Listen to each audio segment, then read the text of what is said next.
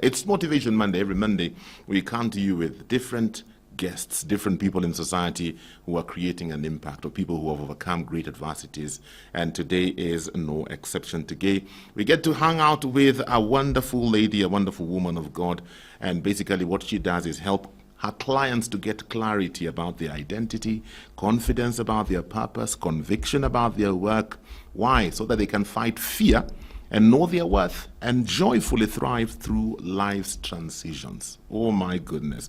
I can't wait to hear what she will tell us today. This morning, we get to hang out with Dr. Bola Tofawa. She is a certified executive and transformational coach. She is a reinvention strategist and also a motivation speaker. Dr. Bola, how are you doing? I'm doing well. Thank you for having me. Can you hear me? Yes, I can hear you loud and clear. How are you? Okay. I'm doing well. I am doing well this Monday morning. How are you? I'm doing great. Thank you for agreeing to be our guest today. I want us to jump right into it because I know you have quite a bit you need to share, and we need to hear everything you have to tell us today. So first of all, begin by telling us a bit about yourself and how your journey has led you to where you are today with what you do. Sure. So my name is Dr. Bola, like you said, not Dr. Ebola, because I get that quite a bit. I always have to start with that. Yes. Dr. Bola, I am a certified and transformation and executive coach. I run Mizima Life. I'm the founder and lead coach at Mizima Life. And at Mizima Life, we help women and organizations to discover, birth, and build their boldest dreams. And before this, I'm actually a Harvard PhD trained epidemiologist. But imagine I'm not even into epidemics right now, even in the pandemic. Wow. I'm focused on women. I shifted because this is the time for women to birth their dreams so we can get more solutions in the world. I also spend my time teaching my kids. I have 4 kids and they have rabbits and chickens and all kinds of things. So I have a whole village that I help run and guide. So that's Yes. what I do with my time. Okay. What led to your transition? You know, from what you studied into what you're doing. Is there something that happened that drove you into this other direction? Long story. So let me try to wind it up. Yeah. I was working in the health field. Actually, I'm not Kenyan. I'm Nigerian born, raised in the U.S., and then moved to Kenya. So I have quite a few flags going on. So I was working in the health field in Kenya, and I was at this job. You know, my dream job. I didn't even know I could. You know, the job you didn't know you could land. Yes. I was at this job. My married, my children. And I was actually sitting on a $14 million initiative Wow. to start a chain of family healthcare centers across Africa with a focus of, let's start with Kenya, affordable healthcare services. And I had fought really hard to get my partners on board, fought really hard to get donors on board, get my partners on board. And then everything happened. The dream started, I got the money, I was ready to start, but then I couldn't help but realize that I had this deep pain inside me. Like I had sleepless nights. I couldn't sleep and I couldn't figure out what was going on. And it's not a medical problem, so it's not a psychiatrist problem. So where do you go? I knew I had my job, but I wasn't happy. I wasn't fulfilled. There was an emptiness inside me. So it started with restless nights, and I knew depression was on the horizon. Yeah. Something had to change. So let me tell you, I quit my job. I quit my job just when things were going great, because I knew this deep feeling, I couldn't ignore it. And at the time, my husband also was not working. So it was a big deal with children looking at you like, Yes. So I quit my job, and let me tell you, I wanted to find my purpose. I was looking for purpose because I figured it doesn't matter what other job I got, because I got headhunted afterwards, but I knew that I wouldn't find joy until I was doing what I was created to do. So I look for purpose. Let me tell you, I read books. There are 680,000 books on Amazon on purpose. I didn't read all of them. I didn't read all of them. I know I have a PhD, but not that good. Yeah. But no book, no class. I took classes. I did so many things. Nothing could help me find my purpose. I didn't find my purpose, but I did find something that changed my life. Okay. But that, to answer your question, that's kind of why I left what I was doing to find my path into what I'm doing now. Wow. Somebody would listen to your story and say, that's crazy. Why would you do something like that? Because a lot of people are looking for that dream job. The kind of thing you had is what many people would crave for, but here you are, you have it, and it's not it. And you quit. And your husband has no job. What are you thinking? Yeah. I know. That's exactly actually what my mother-in-law said. She Yes. said, you know what? You're in another man's country. You don't even have, your work permit is hanged on the job you just quit. So you have no permission from the government to stay in that land. Yeah. You don't have a plan. Your husband is not working. So my mother-in-law's, my husband's family is from the Caribbean. Yeah. So she had a Caribbean accent. So you don't have a job. Your husband's not working. You don't know what you're doing. You keep having babies and you keep talking to Jesus. She thought we were crazy. Oh my goodness. Oh my goodness. What role did your relationship with God play in this transition? Let me tell you, James, I grew up Christian. You know, I grew up Christian. I knew, you know, the good book, the Bible. Yeah. But I told you I didn't find purpose, but I did find something that changed my life. Uh-huh. What happened at that time was I didn't find purpose, but I started to hear God. Oh. And let me tell you, it was spooky.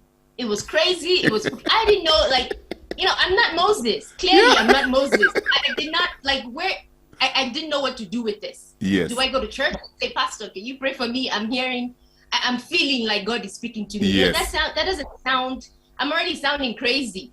So that's what happened though. I started to notice patterns in my life. It wasn't like an audible voice, you know, but remember, I didn't have a coach or guide or anyone to tell me that God speaks.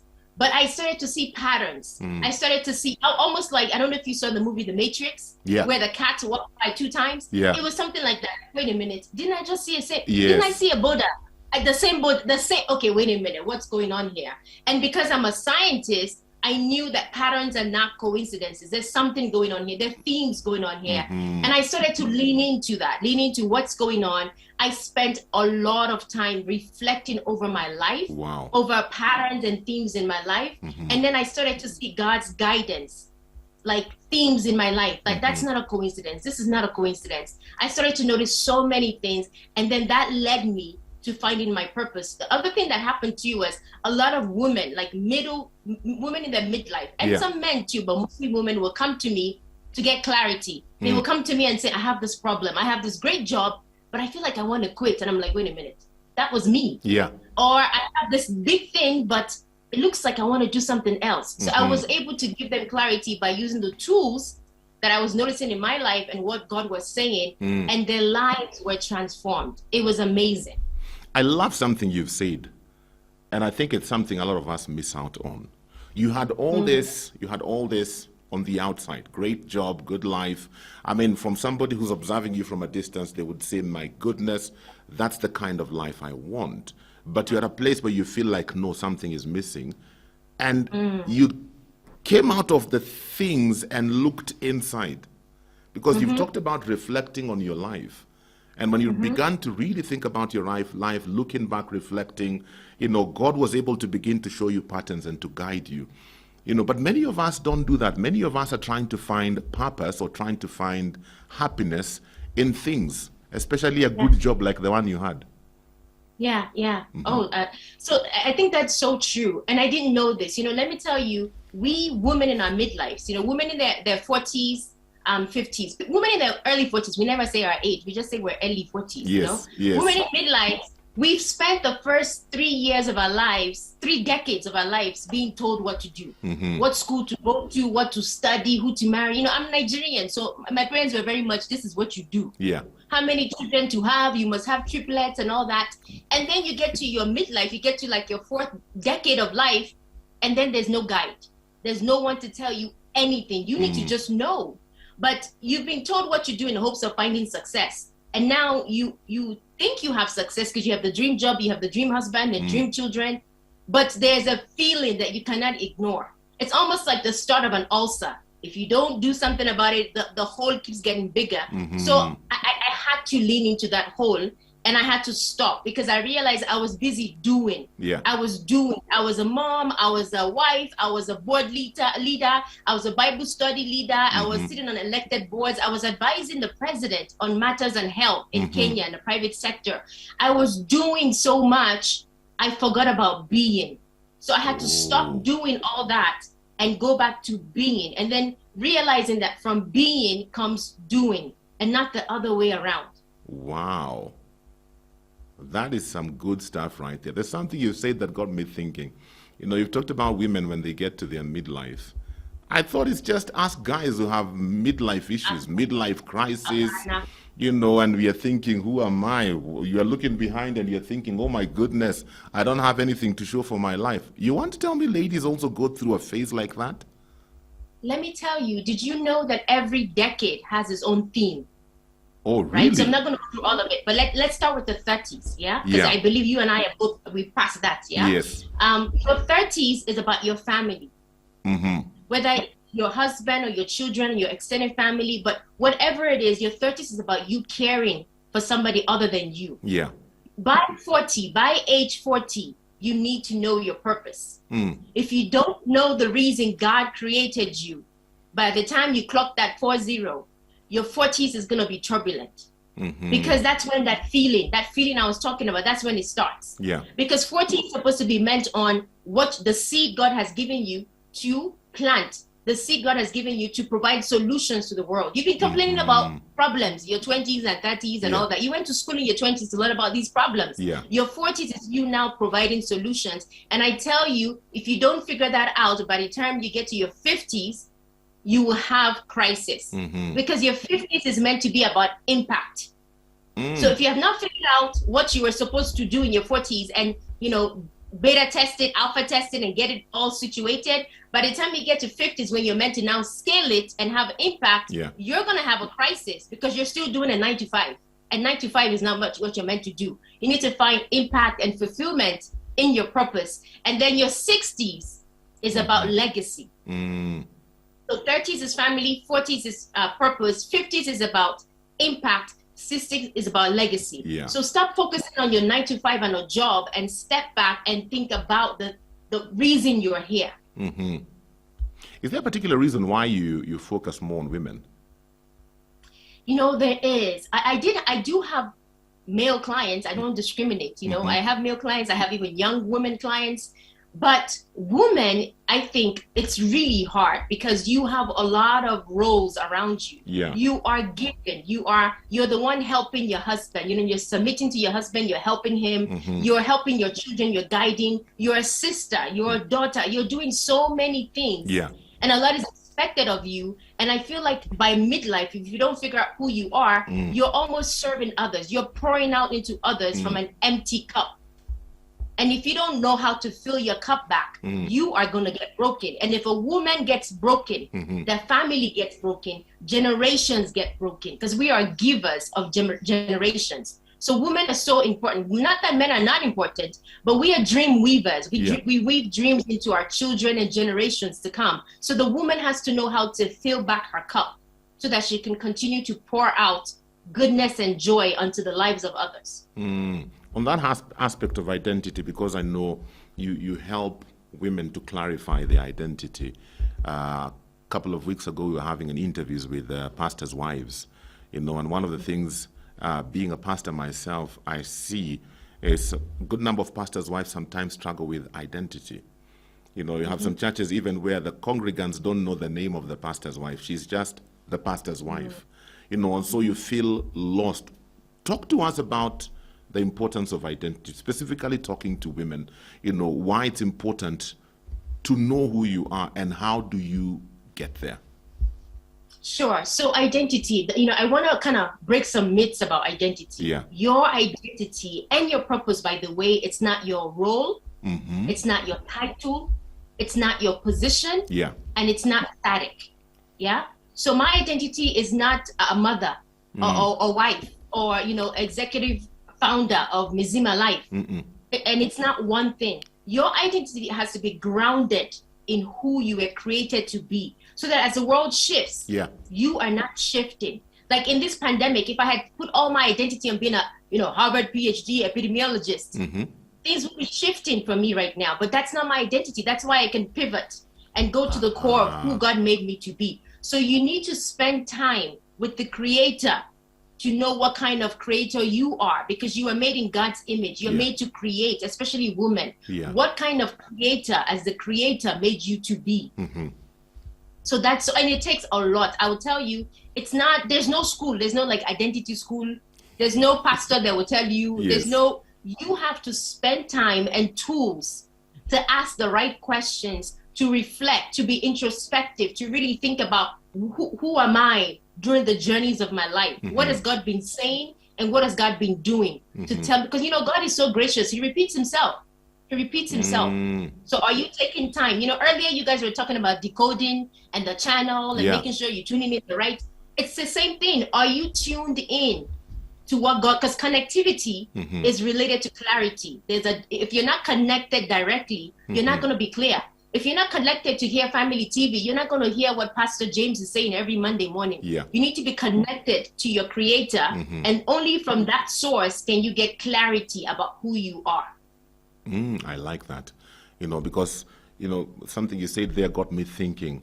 We have so many roles to fulfill, and sometimes you get lost in the roles. I'm a man, I'm a husband, I'm a father, I'm a brother, I'm a pastor, I'm an employee. There are all these things, and sometimes you find it hard to figure out, so who really am I? And I find sometimes, speaking now as a man, I've seen this problem with a lot of us men, is where when we lose our 8 to 5, because our identity was so pegged on our 8 to 5, when we lose that job, we lose our identity. We get confused. We don't know who we are anymore. We feel like we are worthless.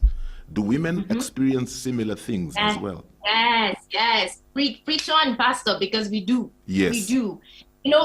For us too, our identity, a lot of times society ties our identity to you having children. Yes. To you being married. So, when I got married, I got my husband's name by my culture. I'm Nigerian. So by my culture, I got my husband's name. But when I got children, I became Mama Tiwa, Mama somebody. Yeah? Yes. So your identity keeps changing. So for me, you need to be centered on who you are and not tune into what the world says you are. Because you're not who you say you are. You're not who somebody else says you are. You're who he says you are. Yes. So that never changes. You know, when you think about, for instance, Mary in the Bible, Mary, the mother of Jesus. Yeah. When the angel came to her and angel said, this is going to happen. Mary said, how is that going to happen? I'm a virgin. Again, what society has told her, you are a virgin. That's what's been written on her forehead. But by the next couple of verses you see in Luke, the next couple of verses, when she asked, how is that going to happen? The angel told her, this is how it's going to happen. She said, I am your servant. Identity was not virgin, what the world says. It's servant. And because she was able to say, I am your servant, she saw changes. She walked into purpose. Yeah. Contrast that with my brother, Zechariah, right before Mary. Yes. Zechariah was not able to make that change. He was like, but how is it going to happen to me? I don't see, I'm not connected, I'm not sure. The identity didn't change for him. Yeah. And that's why the angel said, you know what, you just need to shut it down because you're not, let's turn off this frequency. This one is not connected. I like that. Shortly, we'll talk about transitions, because from your story, you got to a place where something on the inside of you was signaling for a transition, even though you did not understand, but somehow God led you through it. And, for those women who are at that place, what are some of the signs that you can share with us that may be signs that a transition needs to start taking place? You need to start shifting. It's time to shift. How does one know that? We will look at that in the next short while. If you have any questions for my guest today, 20316 SMS line, WhatsApp number 0786 316 316. I've got I've got Thomas in Machakos who say, Pastor, where did you find that lady speaker? She is so real. Yes, that's how we want it. So if you have real questions, send them in now. We will be able to get back to you with answers. 20316, once again, SMS line, WhatsApp number 0786 316 316. So, Dr. Bola, back to what I was asking you earlier. This space of transition, what are some telltale signs that you are in a space where transition is beckoning? Many of us don't like change. We like getting comfortable where we are. So what can you tell us about that? Sure. So let's start with, I'm going to try to sum this up. So I'll give you 7 quick tips about change. One is you feel like you're in a storm. You feel like you're putting out fires, there's a lot of fires. This one needs this. All of a sudden, maybe you got looked over for promotion. And then next thing you know, your husband is ill. And then next thing you know, your child is acting up in school. Next thing you know, your house, the roof is leaking, and you're just like, wait a minute. Yeah. How can one person do, it's just all these things happening, and it's storms in your life whereby God is trying to get your attention. Yeah. Because you know that you cannot do all this without him. Yeah. You need to pause and ask for help. So storms, I say storms are an invitation from heaven. They're an invitation from God that he's in your boat. Wow, I like that. You have his attention. Yes. So Brother James, actually not you, but the other Brother James in James chapter 1 says, count it all joy when you're going through storms and trials, because you have God in your boat. He's ready to show you your next step. You're at a junction in the road, and he's trying to guide you. So storms are an invitation. Number 2, I want you to think about if you feel like you're in a job and you're being overlooked, undervalued, and time after time you're being overlooked for a promotion or something like that, that's a sign. You've overstayed your welcome at that place. It's time for you to move on. Wow. Another one, maybe related to that, is you are actually a champion at your job. You've been there, done that, promotion. You're like David. You're David, sitting on the tree being a shepherd. My brother David in the Bible. Yes. You're sitting on the tree being a shepherd, killing a lion, killing a bear. You're watching. You've been there, done that. Yeah. It's time for you to step up and be a king. Your shepherd period is over because you've championed that. Let's start now being a giant slayer. Yeah. So you need to pivot. The other thing I want to say then is maybe you feel stuck. You feel stagnant. A lot of women say this. You feel like you're stuck. You feel like you're chasing your tail. Yes. Maybe, especially pandemic, you've tried this biashara, it's not working. You've tried milk or dairy farming, it's not working. You've tried this, it's not working. You're just chasing your tail like a dog. You're just like, I know I don't know. And you're tired. You're stuck, you're stagnant, you're tired. Yeah. Another one to think about is maybe you're thinking through pain. You've gone through some pain and you don't know how to push forward. You don't have a plan. Or you have this feeling that you were built for greater things. Like I had that feeling. I knew I was supposed to be doing something big, but nobody could tell me how to. What does that look like? Yeah. So you're stuck. You're stagnant. You're chasing your tail. You're in a storm. You're a champion. You have an inkling, a feeling that there's something bigger, better, but you just don't know how to jump. Yes. So those are signs to help you think about it's time for transition. I will say one last thing. A lot of people are in transition. My story, let me tell you, Pastor James, my story is not just my story. There are tens of thousands of women who are in this place of stuck and they need to move and they don't know how. And I'm not saying quit your job. Don't be like me. Don't be like me. Quit your job. Don't have a plan. Your husband. I'm not saying that. Yeah. And I will tell you some tools. I'm telling you some tools to how to transition, how to thrive. But there are a lot of women in my situation, and I just want to say, the longer you stay in transition, the more it steals your confidence and your courage. So don't stay in that stage. If you have any of the signs I'm talking about, if you're stuck, if you're stagnant, if you're chasing your tail, if you're empty, if you're a champion, don't stay there. Get help so that you can jump ship. Because the longer you stay in that state of confusion, the more your confidence, your joy, your courage is stolen. And then you will not be able to jump well. Listen to this question. This is coming in from a mother. She says, that's a great topic. I'm a single parent mother, and my 30s and my 40s have revolved around my children. I'm about to experience an empty nest syndrome. How do I transition from there?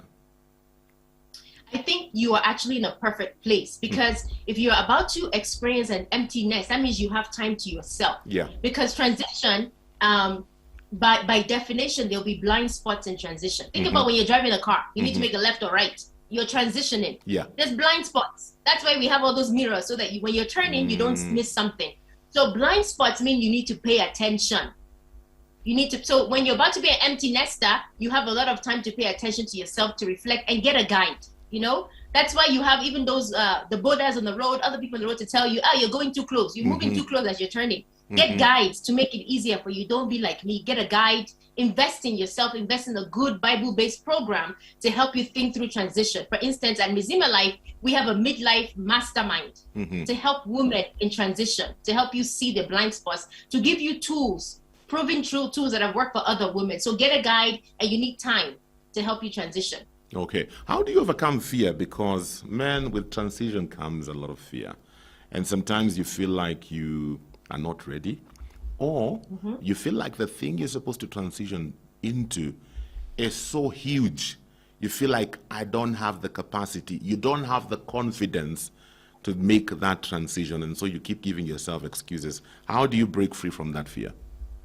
So I will say again, don't stay in that transition too long, because you're buying into fear. It's stealing your courage and confidence. Then I would say, you know what? You said, yeah, sometimes you feel you're not ready. Pastor James, you're never ready for transition. There's nowhere in the Bible where God says, be ready. There's no be ready in the Bible. Yes. There was nobody. Yeah. So let's kill that I'm not ready yet, because it's just an excuse and you're hiding behind fear.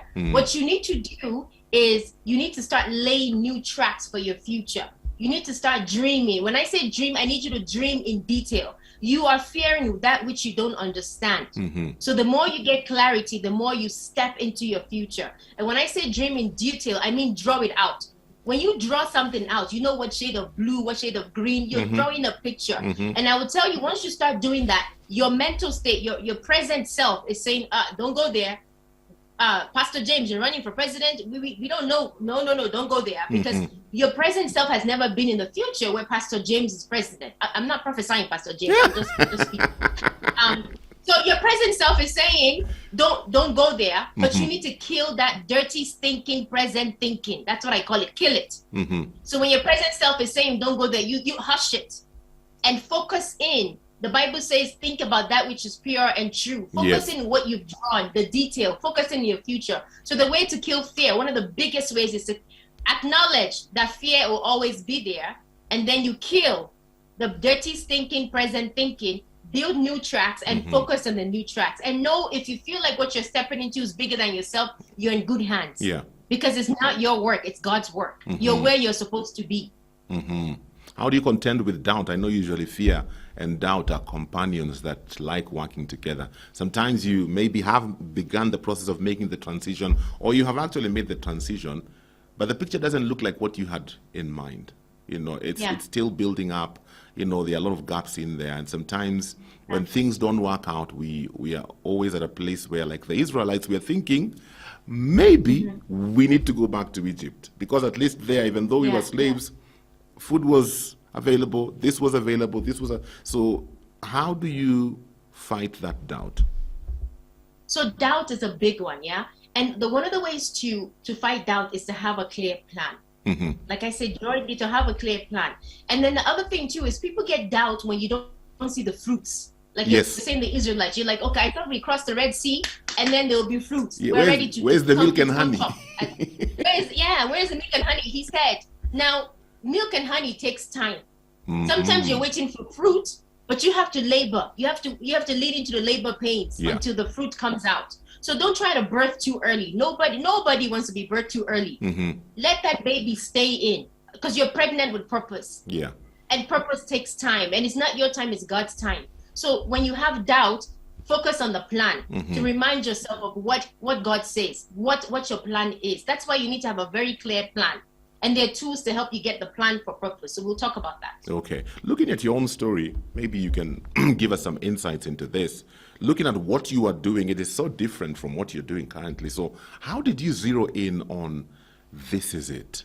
Because there was that space you are in, you know, something is not, you know, I need to make a transition. But how did you get to zero in on this is the transition I need to make? And how was that journey and process for you?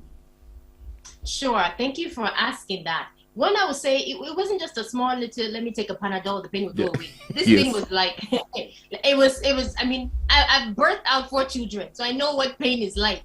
This thing was just, it was deep. So once, don't wait till it gets deep. When it's time to jump, get a plan, get a guide. My biggest thing, I did not have a guide. I didn't have a plan. So don't be me. Get a guide, get a plan. And what I mean by that is, and you talked about doubt and not having a plan and transitioning. For me, you know, like I said, there were all those books, and I read Purpose Driven Life by Rick Warren, and I was like, yes, Pastor Rick is going to tell me what to do. He didn't. He told me about the average Christian. So what I did then was I got a plan. From hearing from God, I started putting together tools. And that's so necessary. For instance, I'll tell you, there are 5 parts to knowing your purpose. Five buckets, yeah? One, you need to lean into the pain, the biggest pains of your life. They're there for a reason. Think about Moses. He lived in a palace. He was very happy. The biggest thing that pained him was watching how the Israelites were being treated. He killed for that pain. Yes. So don't dismiss that pain. You need to push through your pain. You need to acknowledge it. You need to experience. It's there for a reason. So number one is pain. Number two is your past. Like I said earlier, the themes and patterns God has been weaving through your past. You need to take time to reflect. You need to get the right tools to reflect through your past. Then number three is proclivity. Proclivity. I know it's a big word, but let me break it down. Proclivity. The things that you're drawn to, like a magnet. The things that you just like to do, you love to do. Like me, for instance, you need to know your superpowers. Yeah. One of my superpower is the gift of gab. I can talk. I have 6,000 words. We can tell. We can tell. Yeah. I have 6,000 words to get out, and my husband can only listen to 20,000. So he's like, yeah, get a YouTube channel. You just get a YouTube channel. Tell them the rest. Yes. So proclivity. What are your superpowers? You need to know your superpowers. And then number four, you need to, of course, there's profit. There's profit. You have to think about how you're going to make a living. God is not a God of above poverty. He's already planned it out. Then number five is really prophecy. What is God saying? Wow. So your pain, your past, proclivity, and then profit, and what is God saying? Prophecy. The problem is people focus too much on profit. You're chasing money. You're forgetting. 20% of 100% is not anything. You need to get 100%. That's a problem. You're focusing too much on money, or you're focusing too much on your pain. Well, my husband has left me, and get up. You need to get up. Get up from your pain and let's move. Wow. I've listened to quite a number of people, many people, because of what I do, and also because of the books I read. I've also read Purpose Driven. I've had many people talk about purpose, but I've never had these 5 things. Never. Yeah. And I think it's quite something, because they bring a complete picture. Why is it important for people to understand why they're here and what God is directing them to do? Because I keep saying it, I keep looking at it this way. We have a pattern of life that has been given to us. Yeah, for those of us born in this generation, this is how you do life. You go to school, you graduate, you get a good job. Yeah. Find a husband, find a wife, get some kids, live in a nice mansion, drive a nice car, the end. And so many of us look at that as the ultimate. And so people rarely connect with, okay, what does God want me to do? That's why when we hear a story like yours, we are thinking, are you crazy? You had it. This is what we are all after, man. You had it and you let it go. So what is the importance of individuals, whether male or female, getting to understand where God wants them to be and God wants them to do? Okay. So 3 things. One, I would say to people who say you had it, the Bible is very clear. Do not conform to the patterns of this world, because those are patterns of society. Get a job, get a blah, blah, blah. That's not what you're meant to do. Very clearly, he says, renew your mind, renew your mind. And to your point earlier about you read Purpose Driven Life and all these books, for me, I told you, I have my Harvard PhD, so I'm very big about tools and patterns, and I'm a very simple person. I love reading my, Harvard books, but if I cannot use it, what's the point? So I try to drill it down to relatable nuggets, so that people can use it. The people that I coach, they're not reading Harvard books. They want to know just 5 easy steps for me to do. So that's where I get it from. Plus, I also check everything I say I do, I check it with God. So I feel like heavenly wisdom helps me put together my tools. Now, to your point about the importance of purpose, I tell you, you would not find joy until you find purpose. You might have fleeting moments of happiness. There's a difference between joy and happiness. Yes. Yeah? Yes. Happiness is me eating my little chocolates after lunch. And I'm like, yes, that hit the spot. Yes. Happiness is going out and hanging out with your friends and eating well. True joy lasts longer. Happiness is fleeting, it's short term. You're not, so in the dream job, it was great. The corner office was great. After a while, it wears out. Yeah. Because that empty feeling comes back. You're not going to find joy until you find purpose. You're not going to have peace. And that's where you're confused. You're indecisive. You cannot make decisions. You're not sure because you don't have joy, because you're not in purpose. Because let me tell you, even my definition of purpose, my definition of purpose is walking and working with God on a guided path so that you can showcase, you can broadcast that specific attribute he's giving you. Everyone has at least one main attribute. So you need to find your own path. You need to walk and work with God on a guided path so you can broadcast that attribute of God. Until you're on that path, you're not where you were created to be. You will always be empty. You will always be stuck. You will not find joy and peace. So Brother James, find your path. Find your purpose path. Yes. Wow. I can't believe my time is up. It's gone so fast.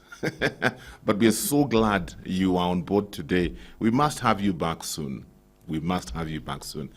For those who want to get in touch with you, where can they find you? Are you on social media? Do you have an email address you can share? Yeah. I am. Number one, go to www.mzimalife.com, MZIMA life.com. Abundant life, Mzima life, wholesome living. MzimAlife.com. You also find out on Instagram, MzimAlife.com. You know in the right place when you see me with my big smile and words. MzimAlife.com. Connect with me through that. I do even free strategy sessions for women in midlife, your late 30s, 40s, 50s. You're not sure, you're stuck. Talk to me for 30 minutes for free and get some clarity. Okay. www.mzimalife.com. Find me there. Awesome. My time is up for today. www.mzimalife.com. Check out that website and we'll be able to connect with Dr. Bola for more information. Well, that's all the time we have for Motivation Monday today. My friend, find that path that God wants you on so that you can experience joy as you journey with Him, fulfilling what He wants you to fulfill. Have a great day. This and more of our shows, log on to www.familymediaonline.com to enjoy a wide variety of programs from current affairs to testimonials and features, pastoral and inspirational shows, kids entertainment, and so much more. Also stream live on www.familymedia.tv.